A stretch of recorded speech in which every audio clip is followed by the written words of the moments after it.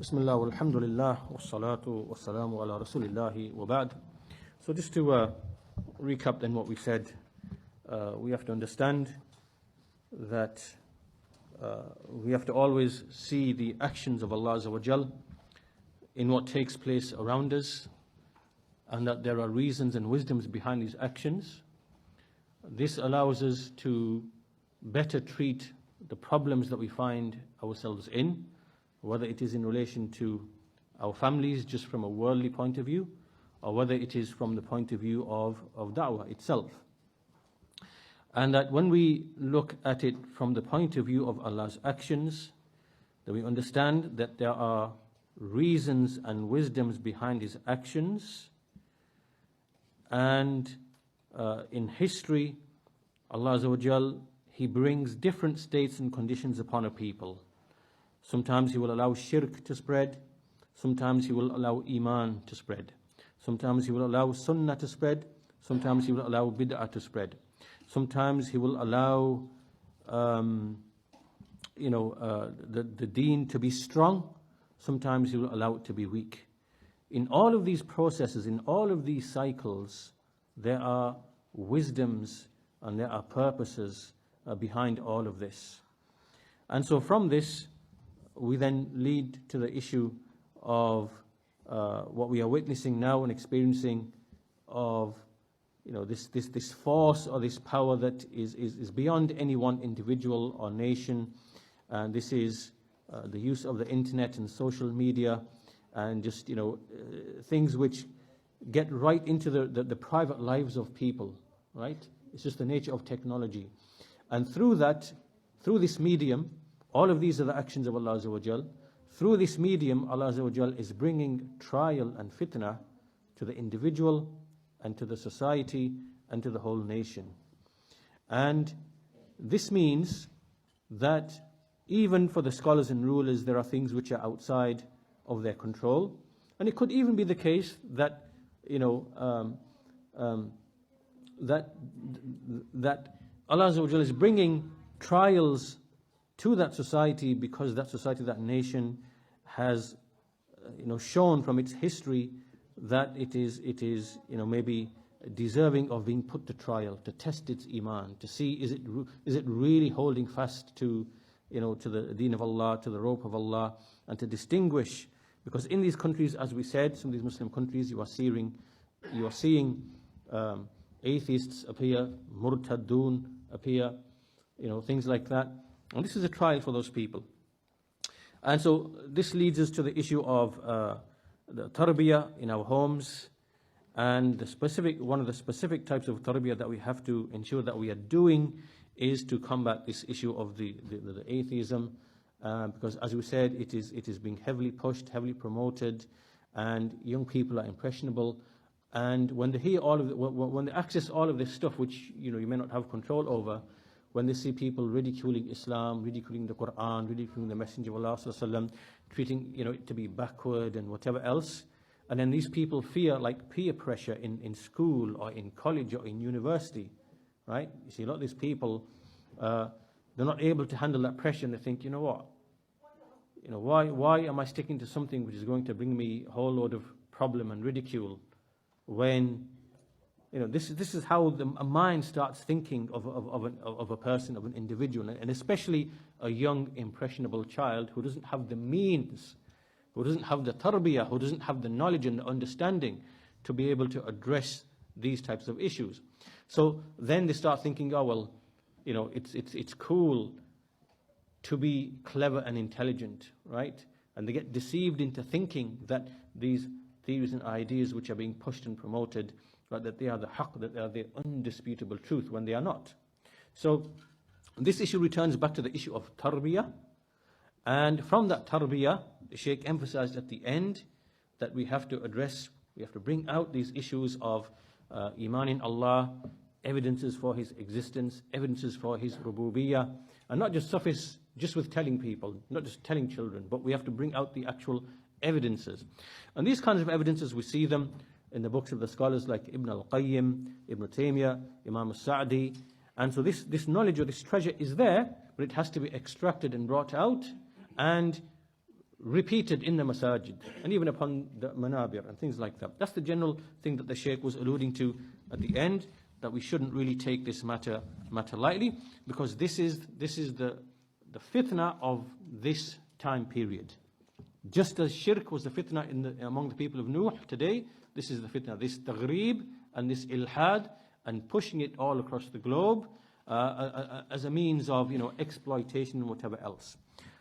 So in this respect, because that was the thing that we finished off at the end, I'm just going to give a few examples of the kind of thing that we can do to illustrate how we give tarbiyah to the children and how we bring out these evidences for Allah's rububiyyah, for His wujud, for His existence. So an example here then is an example of Shaykh al-Islam ibn Taymiyyah rahimahullah, and he gives a beautiful example. He says that we have the eye, we have the mouth, and we have the ear. Within these three faculties, the eye, the mouth, and the ear, we find that there is moisture of fluid in each of these three faculties. There's moisture in the eye, there's moisture in the saliva in the mouth, and there is a type of fluid, like it's slightly thicker, but it's still a fluid and a type of moisture which is in the ear, which is the wax. So the Shaykh says that the water of the eye is salty. The water of the mouth is sweet. And the fluid of the ear is bitter. Why are these three fluids taking on different characteristics? How come they've taken on different characteristics? And he says there is a wisdom behind all of this. Right? The saltiness of the water in the eye is something that is protective of the eye. Right? It doesn't allow any bacteria or things of that nature to come and to rot away and to harm the eye itself. He says this is the same wisdom why we see that the sea is salty. The sea is salty. Why is the sea salty? Because there is, he says, فَإِنَّ لَهُ سَبَبًا وَحِكْمَةً. His reason, the reason behind it is that it prevents the water from becoming rotten, and such that the fish and whatever else die in it. Right? It will allow microorganisms to grow and expand so much that the whole ecosystem, it just dies and everything perishes. So the water of the ocean has to be of a certain form. It is salty, and it derives that salt from what is on the earth. And then he says, had it not been for the saltiness, then the sea would have become rotten, then the air would become rotten above it, and this would then lead to disease and the corruption and harm upon the people. So this would be the environment and would be affected. It would affect everything. It says, as for the fluid in the ear, then it is bitter because that kills off any type of organism that might enter into it. That strong bitterness is going to make sure that it cannot enter and start growing and whatever else. And as for the fluid in the mouth, then it is sweet, so that when you eat, you basically get pleasure out of eating whatever food it is, because the sweetness, or whatever is, obviously it's enzymes and things like that, they mix with the food, and together it combines to provide the taste and also to start the process of digestion. If Allah Azza wa Jal had made the water of the mouth to be bitter, like what is in the ear, then a person would not really be able to eat food. And if he made the water of the ear to be sweet, then an organism could enter and it would feed off the sugars and the sweet and grow quicker, and then it would eventually enter into the passage and possibly go into the brain and things of that nature.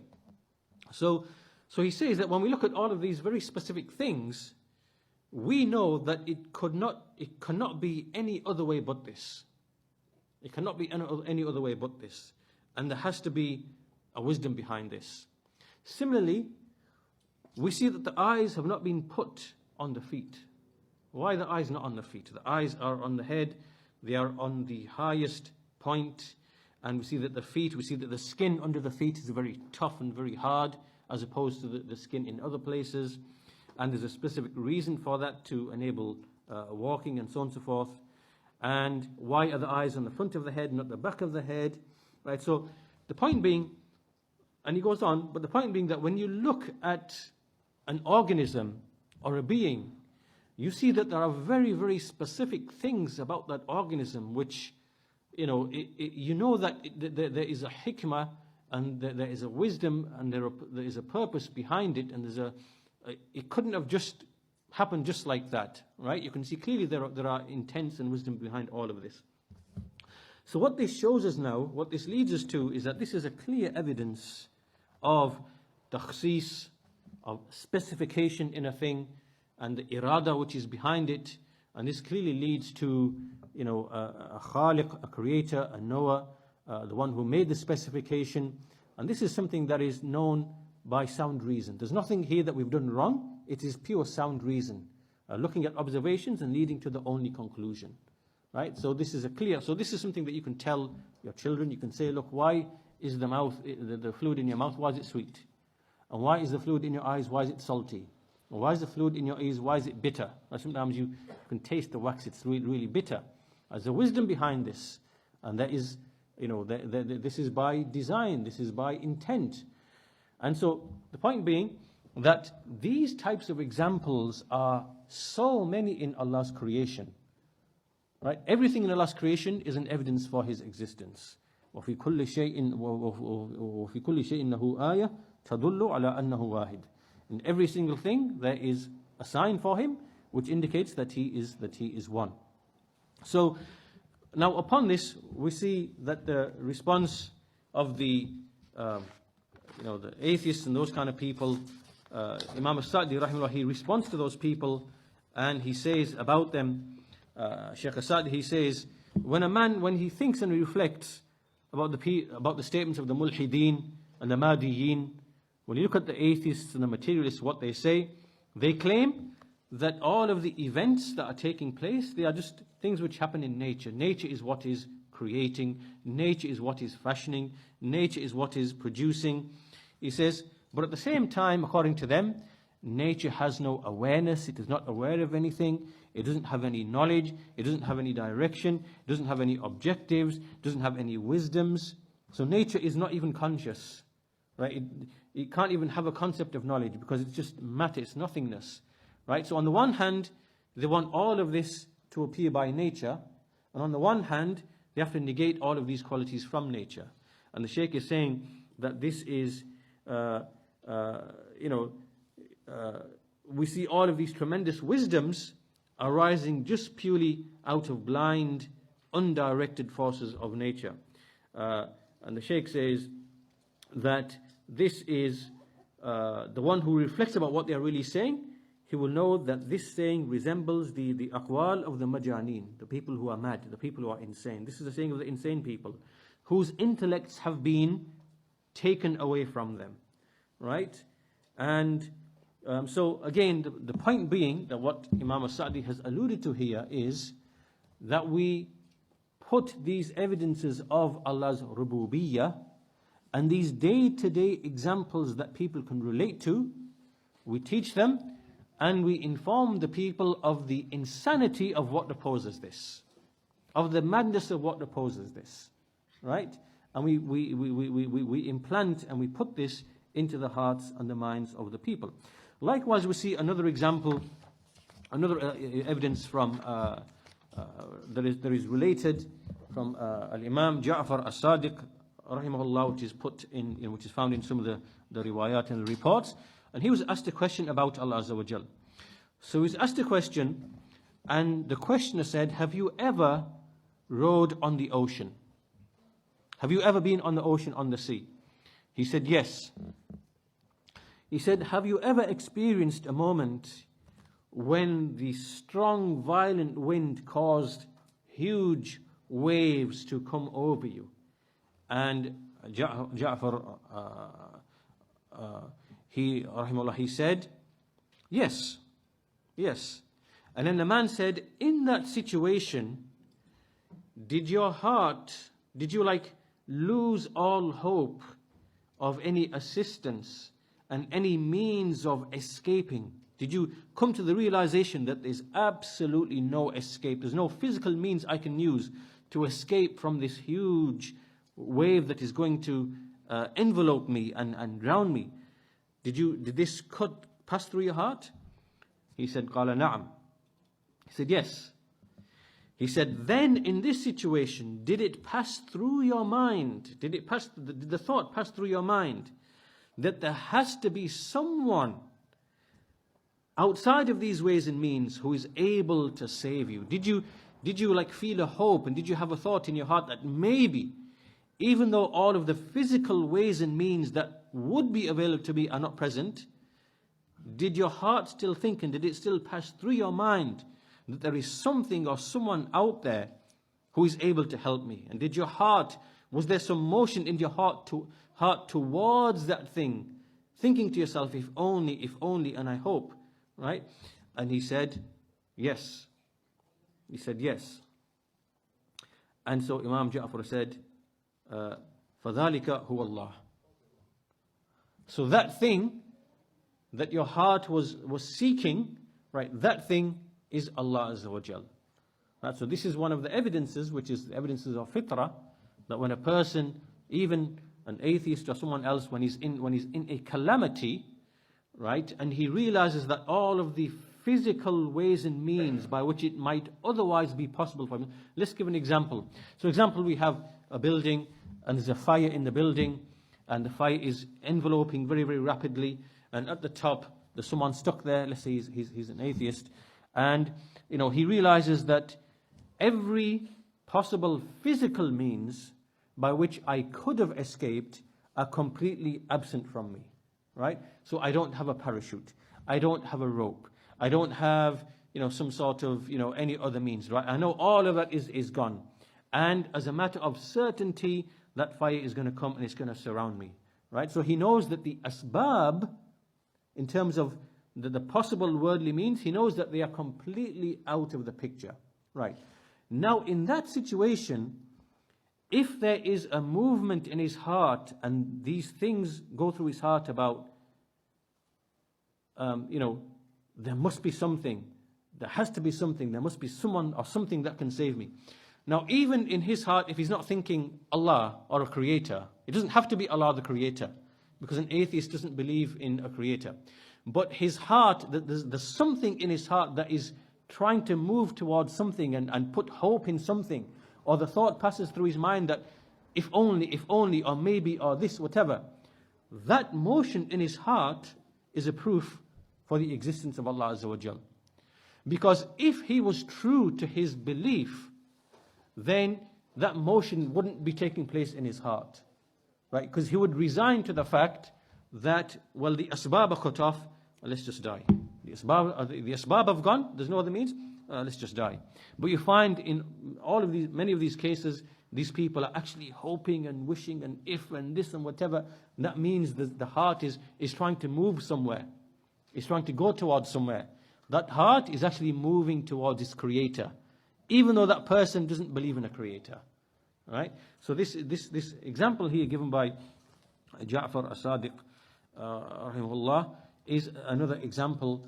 And again, this is something that you can actually teach to a child, right? To put it in their minds that whenever you are in a calamity, you turn your heart to Allah. This is what everybody does, and so you put this into their minds and you explain to them, the wisdom and the reason behind that as well. And likewise, we can finish just a quick example from Ibn al-Qayyim rahimahullah, and this is a very good example of a type of evidence. This is in his book Al-Fawaid. And basically he says that the way Allah Azza wa Jal comes and he invites his servants to come and to know him, there are two ways to know him. The first is to look at his creations, and the second is to look into his verses in the Quran and to reflect upon them. These are two ways by which you come to know Allah, by which to come to know your Lord. Looking into the signs and then looking into the signs which are in the Quran. So those signs are the ones that we observe, and the signs in his book are the ones that we hear. So we are combining between observation and between what we hear, right? Allah has invited us to look and to come to know Him by these two ways, by the absar and by the asma, by the sam', by the hearing. And this is the way of the Quran. So the vision is what we see around us, the physical signs, and the hearing is what we see mentioned in the Quran. So we look and reflect upon what we see, and we hear and reflect upon what we hear of the heard verses of Allah Azza wa Jal. Then he expands upon the first type, what we see in Allah's creation. He says, فَأَمَّا الْمَفْعُولَاتِ فَإِنَّهَا دَالَةٌ عَلَى الْأَفْعَالِ. Which means that the things that we see in Allah's creation, when we reflect upon them, what do they show? They show that certain actions have been performed. So, for example, we could give numerous examples, but let's say, for example, the sun and the precision of the sun and the motion of the sun, how within seconds, year in, year out, it is fixed, pretty much fixed, right? Meaning its course is pretty much fixed. Just by observation, you know that for the sun to be doing that and maintaining that motion, there has to be some prior action that has taken place, right? It can't be doing this of its own accord. And that precision in how it is moving, right, there has to be some prior action which has made it behave in the way that it has behaved, right? And the same thing can be applied to everything else. You can say, for example, let's look at a spider and an ant and a snake, for example. We see all of them, they behave in a very specific way. They behave in a very specific way. And what's making them behave in a very specific way? There must be something in some sort of guidance or some sort of programming in that spider which is different to that which is in the ant, which is different to that which is in the snake, and likewise for every single animal, that they all behave in different ways. They all have different decision-making processes. They all have there must be something that's present, right? This is a clear evidence that certain actions have been performed to make them behave the way that they are behaving, right? So first of all, this is very clear from even this bottle. If I say the existence of this bottle gives clear evidence to the actions that were performed to bring this bottle to be the way it is, right? This maf'ul indicates the af'al. There is a maf'ul and there is a fi'l. This follows naturally, yes? Every produced thing, behind it there comes a fi'l, comes an action. This is a given. This is not even in dispute, right? So now we've come. So from the object, we've moved one step backwards, and we've come to the af'al. There has to be actions that were performed in order to make that thing do what it does, or to follow the pattern that it does. Now from the af'al, from the actions, those af'al wal af'al dalatun ala sifat. Those actions now indicate attributes. There has to be attributes, right? فإن المفعول يدل على فاعل فعله وذلك يستلزم وجوده وقدرته ومشيئته وعلمه. So the action then it necessitates the existence of the person who produced that thing, as well as him having power and will and knowledge. Power and will and knowledge. And this is because no action can take place except with these three attributes. No action can take place except with power, will, and knowledge. Right? So this bottle was not produced except that there was some action that had to take place. And an action cannot take place from anything unless it has power, will, and knowledge. Right? So once we've come to these attributes, this now is automatically a proof that there is a being who has knowledge, power, and will. It has to be, right? The only way you can deny this is to put these attributes somewhere else, right? So the only way to escape for an atheist would be to say, well, no, actually, is to put the attributes back into the bottle. You can't put them anywhere else. And that's what they're doing. When they speak about nature having a creative force, what they're really doing is they're putting these attributes into nature. They're saying, in reality, nature, yes, it designs, it creates, it knows what it's doing, it is going towards goals. So for example, the eye and the ear and the mouth and everything, nature must have some awareness, and it creates those things, right? That's really what they are saying. But we know that this is a sign of madness to say that. So then they have to disguise and hide the fact that this is what they are doing. So then they start using very clever technical language to make it appear that they're not really saying this, but they are really saying this, right? So they use very technical, cryptic, scientific language, right, to make it appear that that's not what they're saying. So there's only these two, and that's what Ibn al-Qayyim rahimahullah ta'ala is saying here, that you just take one object, and this clearly is evident. This clearly is evident. So the example I like to give to make this proof understandable is the example I gave the other day in the lesson, is that you see nowadays what these people are doing is that they are creating, they're creating drones, they are creating like combat animals. You might have seen this dog that they've made, which is able to go and engage in combat, right? Is able to fire bullets, is able to carry heavy load, and likewise they're building these like birds, mechanical birds, which they've programmed where they can fly in groups, right? So they have the remote control, and when they move like one bird, there's other birds around it, and through wireless, through Wi-Fi, through Bluetooth, they are able to make the other birds to move in unison. You might have seen this, on the web, and it can move forward and back and down and whatever, and all the birds are moving collectively together, but by controlling only one bird, right? This is mimicking what you see some of the birds and what some of the fish do. There's some fish in the ocean that when sharks come, they all gather together in a thing, and you see amazingly that they all, how are they moving so swiftly all at the same time? It's amazing when you see this scene. So there's got to be some sort of communication that's passing between the water. There's got to be some wireless communication, and all of it's working in unison for them to they go like that, so the shark can't come and attack, right? So what they're doing is they are mimicking those behaviors in terms of this technology. Now, you have to ask yourself the question, what is it that's making this collection of metal and wires and bits of plastic and bits of glass, where's the intelligence, where's the decision-making process coming from when these things are not really intelligible? They haven't got any conscience. They are not able to think or decide. Where is that coming from? And that is coming from the program that has been put into that thing.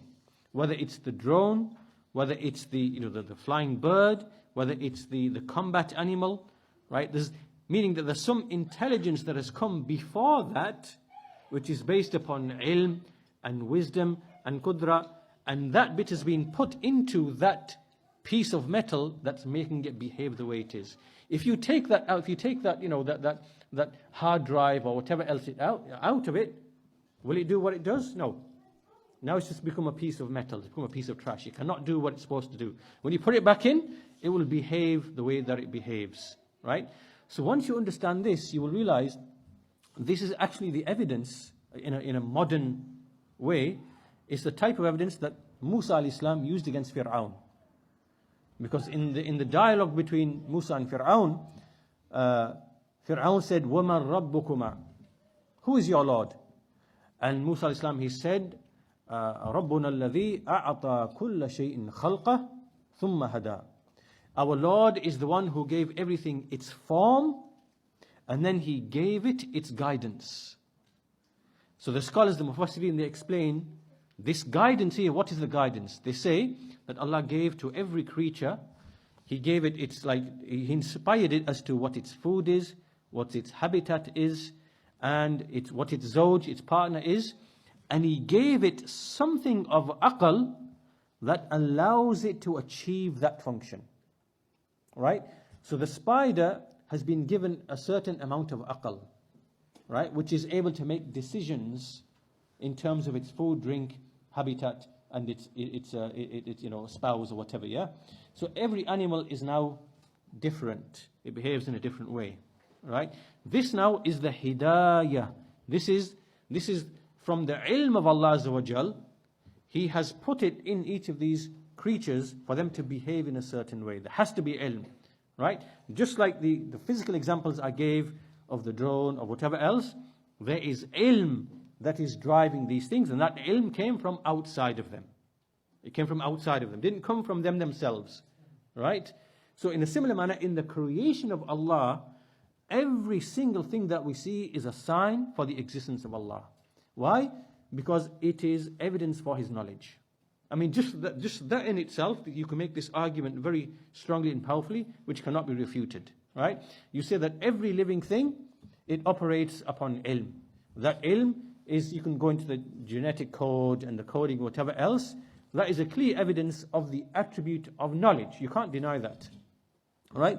It's like if I showed you lines of code, in Python, JavaScript, and some functions, and I said, this code does such and such. Does that indicate knowledge to you? Or you'd have to say yes.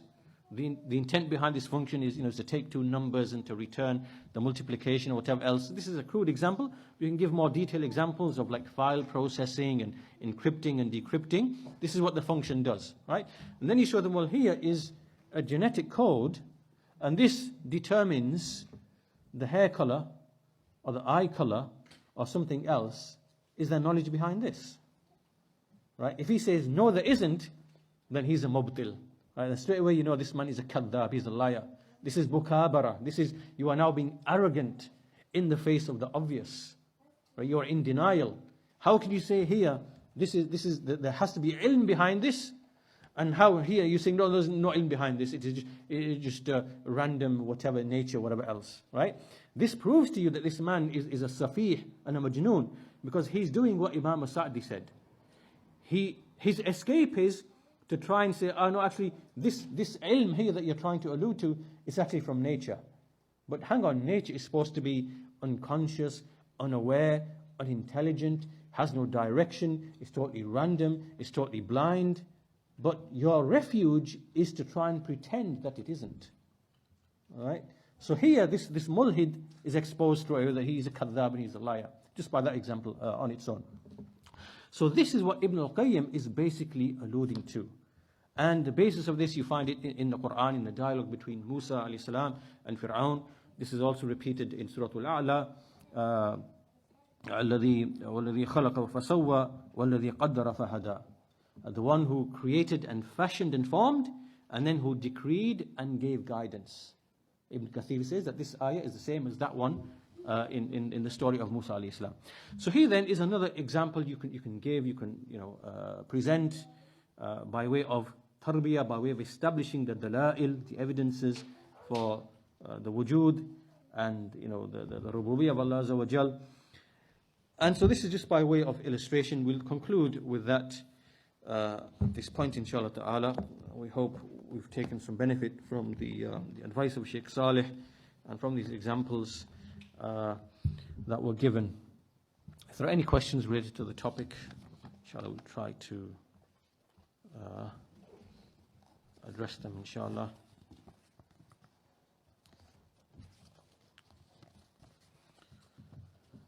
Is there a link between veganism and atheism? It's not necessarily the case that the people who basically eat only, vegetables, these people often come from the angle that it's cruel to kill animals. But this is not really connected to atheism. It's not driven by atheism. An atheist wouldn't really have reason to believe this, to believe that amongst the atheists there are different, beliefs and philosophies.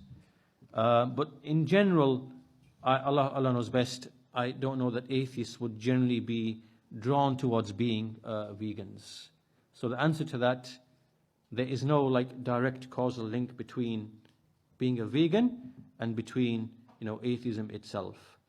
Some of these vegans, they have what they believe are moral reasons. They believe that it's murder to kill a lamb, to slaughter a lamb, it's murder. And they believe that we should change this, that we should, this is unjust and we should change. So the way to answer these people is to tell them, well, let's take you to the safari in Africa, and we're going to leave you with the lions, and we want you to convince the lion not to kill the gazelle, because it's murder, because it's unjust.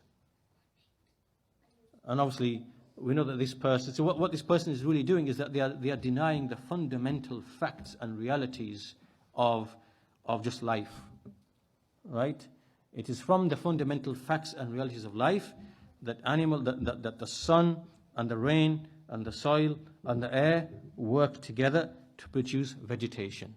And the vegetation is food for the animals. So we're going to tell animals it's murder for you to kill a plant, because a plant is still living. Anything which has biological life, it has a process of life, right? And so are you going to say it's murder now to kill the plant? Why do you go one step further and just become one who drinks only water? Because to kill a plant, something that's living, something that could have a conscience or whatever else, why are you killing plants? Why we stop the animals? So the plants now serve as food for the animals, and the animals then serve as food for humans, right? There is an order, and things are being subjected for our benefit, right? Just like if you go in the jungle, there's a law in the jungle, right? Everything is subjected to something else, and there's a hierarchy and order, right? So you are in denial of the fundamental facts and realities of, if you want to call it nature, right? You are in denial of that, right? So see, these people, because they don't have a belief often in Allah Azza wa Jal, so this is where the atheism thing could come in, because they don't have a belief in Allah Azza wa Jal, and because their morals and what they consider to be right and wrong is not hinged in factual reality. You will see these people coming out with absolute nonsense. Absolute nonsense. They are in cloud cuckoo land. And that's why I said before in the lesson yesterday as well, that if you don't have your beliefs hinged in something, in the rububiyyah of Allah Azza wa Jal, where there are truths and realities, then you can start saying whatever you want. Right? You can wake up in the morning and pretend you are a woman. You can pretend you are a woman, and you can insist upon the people to address you as a woman. You can do that, right? Because you are ignoring the fundamental facts and realities of human nature.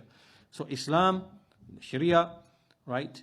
As Allah says, "Ala ya'lamu man khalaq." Should He not know who created? Right? So we are told of the realities of things, and upon that we have been given a legislation. If you ignore all of that, then you can come out with the most ridiculous, nonsensical things ever, right? Which oppose actual reality. And so that's why you are getting these types of people who are appearing. They're just lost. They're just wandering. They're not in any direction, and they have these different philosophies and ideas. So some might turn into veganism. Some might start arguing for women's liberation and things like that. But they're ignoring the facts and realities. Why can't women have 2 husbands? Why can't women have 4 husbands? So they are in denial of the fundamental facts.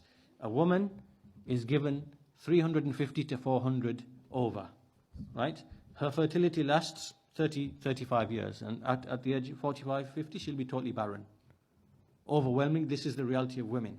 A man, he's able to produce sperm up until to his 90s and 100s, right? So either you accept that this is the fundamental facts and realities of human nature, and therefore understand and accept, yes, it is possible that a man may want to get married again above the age of 45, 50, because he can. And why it doesn't make sense for a woman, to have, because her fertility is, so we can bring these examples from the fundamental facts and realities of human nature and justify the ahkam and whatever else, right? Whereas these people are just living in cloud cuckoo land. They're not anchored in actual reality. And this happens when you believe that there isn't a khaliq and a mudabbir behind this universe. If you don't believe that, and you believe everything is just chaotic and random or whatever else, then whatever lifestyle you are going to choose and promote, it has to be based upon, it's going to be based upon chaos. It's going to lead to chaos eventually. Right? So these types of people, you'll find them, appearing, but then they'll go into different things. So one will become like a vegan, another one will become something else, another one will become something else. And they're all just like these hippie people, the environment and Mother Earth and whatever else, right? They'll go into some weird fringe belief because it's not anchored in actual reality. Now, in some cases, we have to be just. Sometimes their cause does have a basis, like, for example, harming the environment and pollution and things like that. But then they'll take it to an extreme. They take it to an extreme, right? So because they can't see the masalih and the mafasid in things, because it's not tied to, as I said, something that is sound about the creation of Allah, about the khalq of Allah Azza wa Jal. What is your advice on establishing a successful homeschool environment? Well, obviously, this is connected to the topic, to the issues that we discussed earlier on. And this is a very, very important question. These kind of issues will be looked at in detail, inshallah ta'ala, in the conference in December in the Salafi Masjid at the end of this month, inshallah ta'ala. The whole theme is specifically about this, basically about the youth, about children, about upbringing. So I advise you, for a detailed elaboration and study, attend that conference for that purpose. But in general, first of all, again, this might not apply to every household, but these are some of the things that you can establish. First of all, dedicate a specific room or a specific area of the house, and if not, then use the kitchen table or something.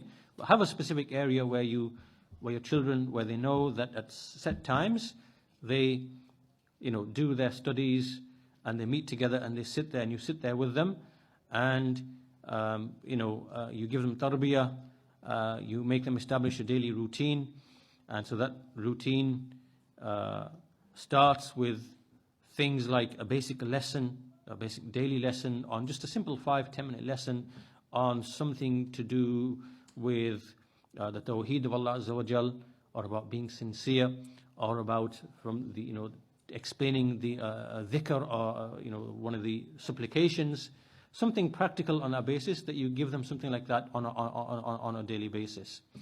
Then you teach them adab, like ways of behaving, how they have to behave with the parents, how they behave with the siblings, how they behave with the grandparents, how they behave with the imam in the masjid, how they behave with other Muslims, right? Because the adab is extremely important, that their behavior, that they're able to behave in a manner where they are respected, that these are respectful children who know how to interact with other people, right? Know how to speak with other people. So these are just tarbiyah type things to do with the character. As for the actual contents and the materials of the lessons, you have to give them something in Aqidah and Tawheed. You have to give them something in Aqidah and Tawheed. So you choose certain books like Al-Qawaid al-Arba, or something simple, the 3 principles. Choose explanations. Maybe many of the students of knowledge have given explanations on cassette or something. You sit there, you make them go through those lessons. So you have to address Tawheed and Aqidah as a routine, as a regular part of the homeschool. And then you choose other things which they have to learn because we are in the environment that we're in. Things like maths, things like make them reading, make them read books, make them aware of. Now this is an important point. Do not close your children off to the degree that they are totally oblivious to the environment that is around them. Right? This is a danger that we have now, because sometimes we might try to be overly protective such that they become oblivious to the realities of the society that they are living in. And they can't cope with that society, which means that to some degree or other, you have to inform them of the nature of the society that they are living in, things which are happening around them, right? And that they're at least aware of what's happening and what's what. So they've got some level of intelligence and understanding of what's actually going on, right? So you can't close them completely off.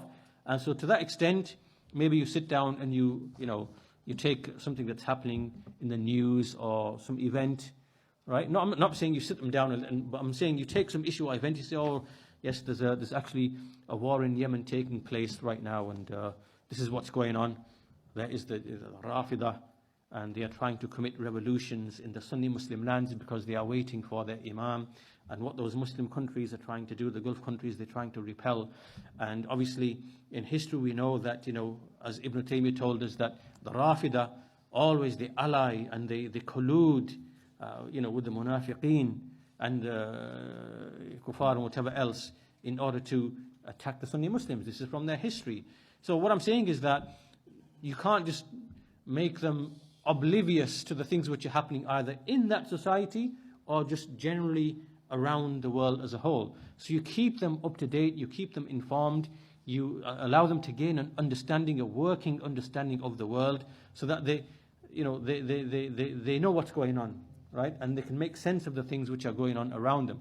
So obviously, I know that the answer to this question, we can go on and on and on and on, and we can speak about a curriculum, we can speak about, but I'm giving you some of the things which are maybe not often mentioned, which are often forgotten, when we try to home educate our children.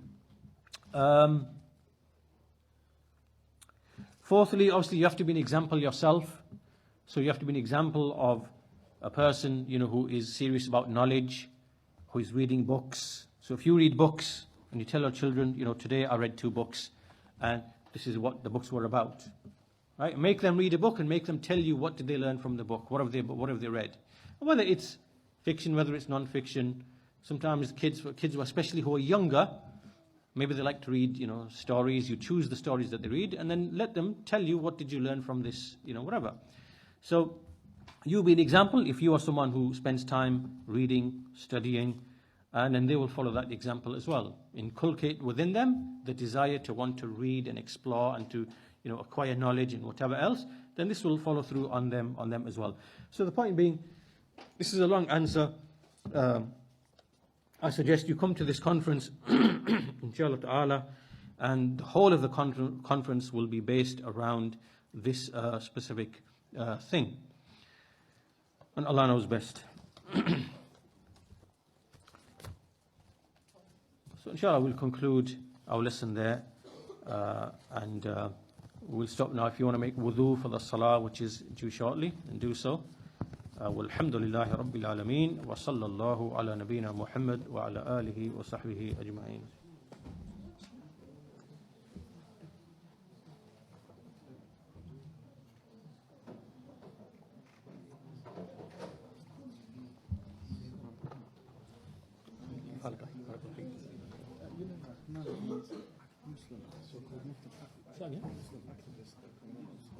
Yeah. Yeah. They call themselves Muslim feminists. Yeah. Is there possible to combine between the feminism that we know and Islam, especially in these Western societies? Because a lot of people out there, Muslim brothers, say feminism is kufr, but Allah. Okay. What we have to understand is that there are some genuine factors. Like, for example, in some of the countries, there are cultures and traditions which are totally alien to Islam, and on account of which Muslim women are being oppressed and being deprived. So, for example, in some of the African countries, you find that there is what they call female genital mutilation, which is, which is like the Egyptian type of, which a lot of the Sudanese and Somalis and they go through. Yeah, that's not what Islam sanctions, right? They confuse Islam with that. So it's more for culture. Yeah, cultural thing, yeah. Or you might be forced into a marriage, right? No doubt things like